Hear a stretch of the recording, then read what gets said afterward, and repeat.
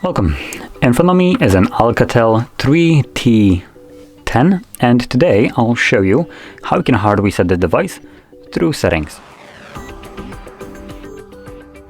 So to get started, you want to open up settings.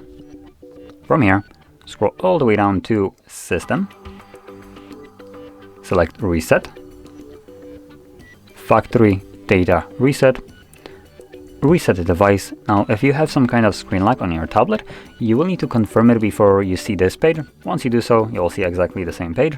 And here, select erase everything.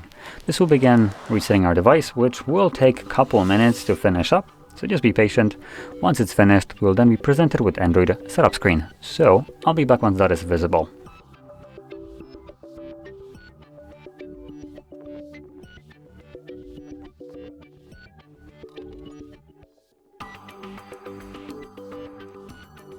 And as you can see, the process is now finished and you can set up your device however you like.